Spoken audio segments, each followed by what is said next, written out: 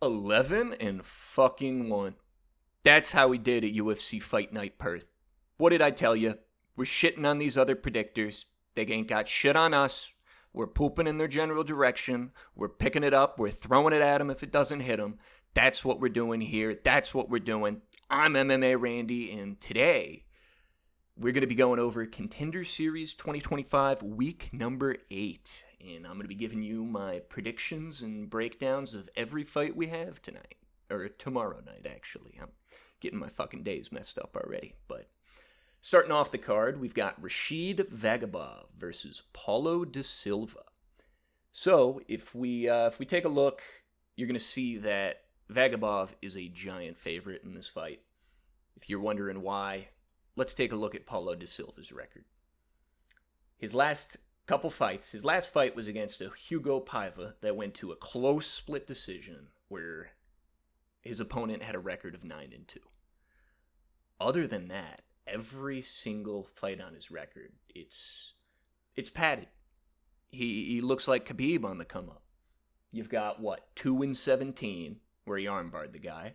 I'd sure fucking hope so. You'd armbar a guy who's 2-17. Got a win against a 0-0, a 1-1, a 2-2. So you're going to see a lot of the submissions on his record is he's got 9 wins by submission so far, but not one of them is against somebody with a positive record. Actually, yeah, not fucking one. I think he's trash. I think Rashid Vagabov is going to fuck this guy up. I'm calling a first round submission to Vagabov. Actually, there is a good chance he knocks him out. So a safe bet here would to take the under or a first and second round on Vagabov. He's not losing this fight. We're gonna see him in the UFC. He's his last fight against Denis Araujo, a guy who's 23-6. He RNC'd him in the second. The fight before that, Baryam Shadimov, a first round guillotine choke. Guy's 9-3. He's got a fight against 19-9 Qiu Jilong Zhao, or Qiu Ji. I'm just going to call him Ryan. That's probably what he'd say if he was over here. So against Ryan, it was a first round rear naked choke. 19-9 is no record to scoff at for a fighter, seeing at least his opponent's fights on his record of 2-17. So yeah, we're going to be going with Rashid Vagabov. Next up on the card, we have Curtis Campbell versus Demba Sek. So, this is an interesting one. The odds are heavily in favor. There's a lot of heavy favorites on this card, but the odds are heavily in favor of Curtis Campbell. If we want to ask why, you're thinking of throwing some money on Demba Sek. We go through Demba's record. It's pretty much the same story as the last fight. He hasn't really been tested at all. He's got a split decision loss on his record to somebody who was, 5-2, and then a decision early in his career against someone who's 1-0. But you never know with these guys early in their career. I care about what you've been up to recently. Recently, he went to a split decision against a Fred Kudzelli, who was 2-2. I don't know if he's got it. I don't think he does. I think Curtis Campbell, I think the odds makers have it right. He's only 23 years old, but his last couple fights, he had held the belt at FCC, beating Mateus Lima, who was 5-0, knocking out Daniel Matusik. God damn it, I can't talk today. Daniel Matusik, who was 7-3 with a first round KO, and a guy, Mauricio Valerio, who was 7-2 with a second round rear naked choke. We look at the recent fights. This is easily in favor of Curtis Campbell. Another guy out of Liverpool. Haven't seen much out of him in words of an Instagram or anything like that, but who knows? Could be another Patty, could be a personality. Might be fun to watch. See if the guy can speak or if he's another Arnold Allen. Yeah, it's going to be one of the two. You've either got a Patty Pimblett or you've got an Arnold Allen. I love Arnold, but don't love hearing him speak. That's all I'll say. Next up on the card, we have Christopher Alvidrez versus Eliezer Kubanzana. So, another one. We've got a moderate favorite in Lizier, who's a minus 295. I'm actually going to be taking the underdog of Christopher Alvidrez at plus 210. So I've seen this a lot, especially on the Contender series. You've got Alizier, who's 7-0, Christopher, who's 6-1. Alizier's got a pretty sick record: 7 fights, 6 knockouts, 1 decision. The decision came in his last time out against this guy, Zagid Gadirov. But again, we go through the records of his opponents. He did have a pretty extensive amateur career with some good results, but in his amateur career, he went 1, 2, 3, 4, 5, 6. He went 6-3. Not the best amateur, but he's gone undefeated since going pro against guys who are 0-0, 0-2, 2-0, 3-0, 3-0. So he's been taking guys zeros, but it's nothing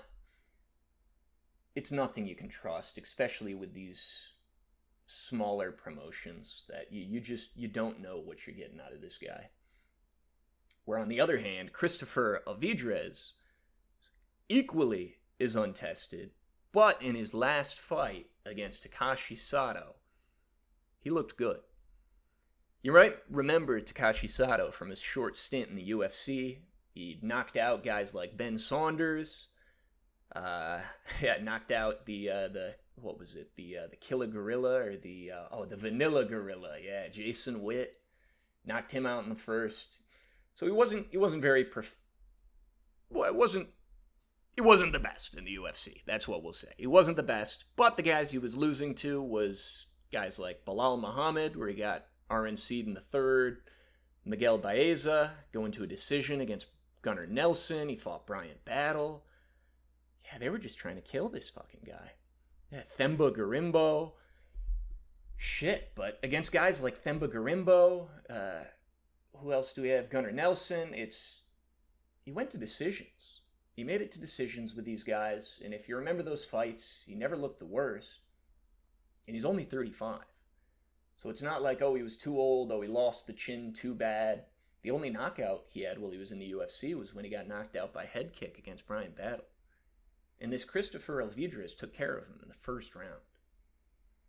I think this Alvidrez, he looked really good in that fight.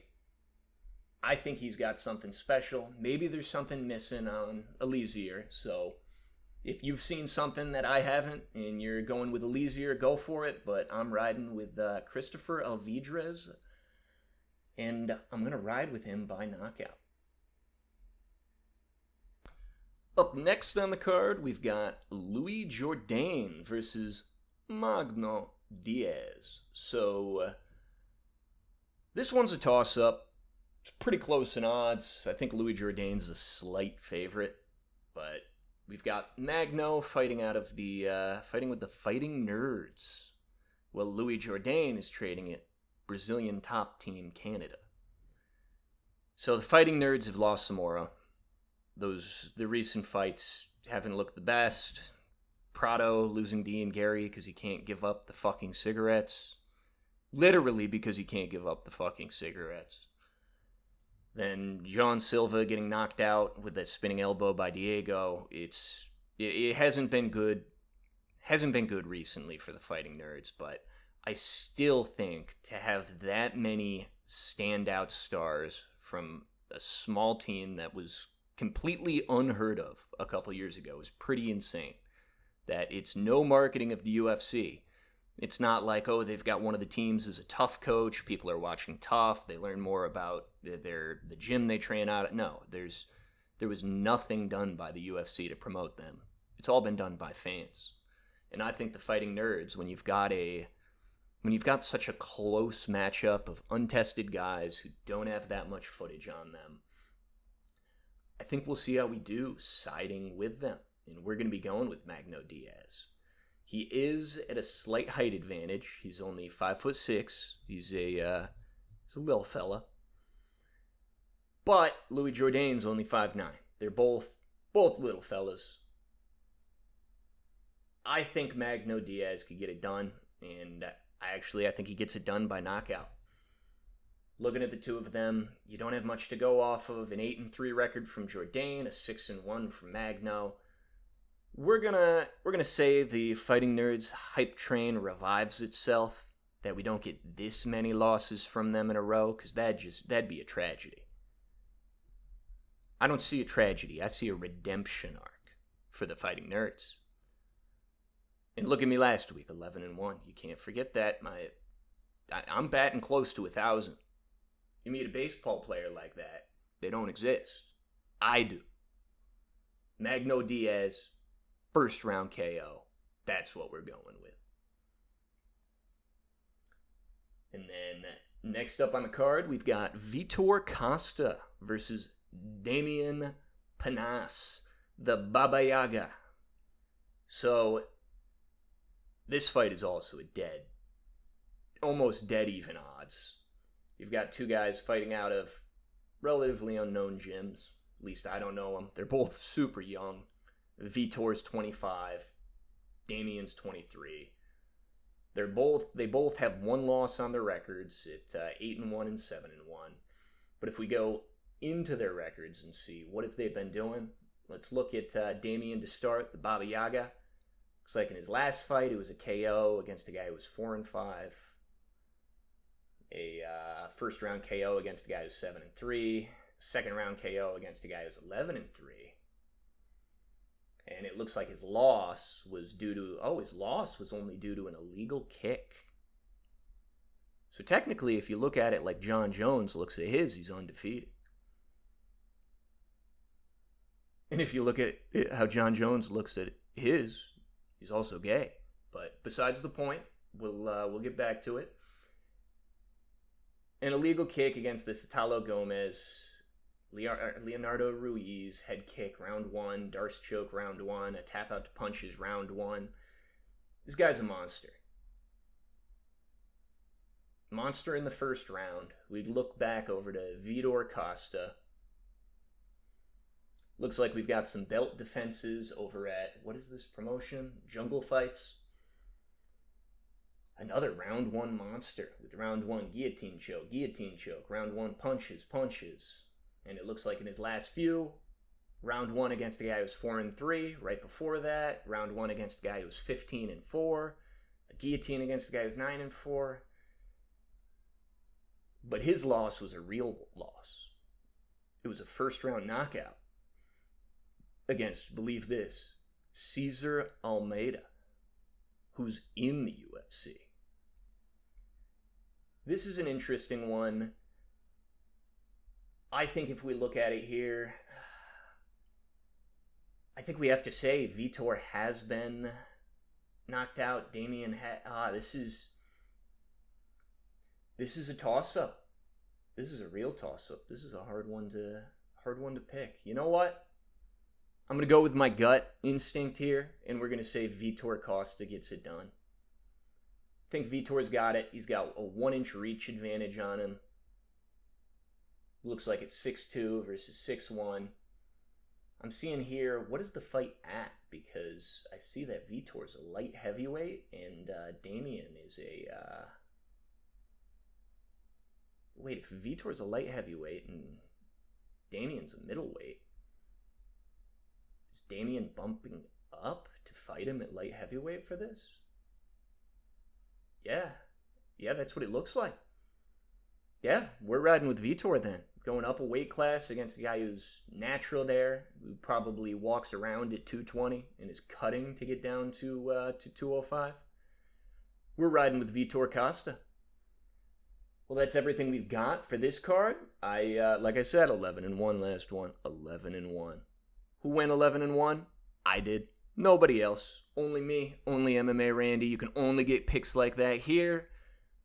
Hope you guys enjoy yourselves, and I will see you with my fights and predictions for this weekend's card. It's going to be a good one. Don't miss it. All right. Bye-bye.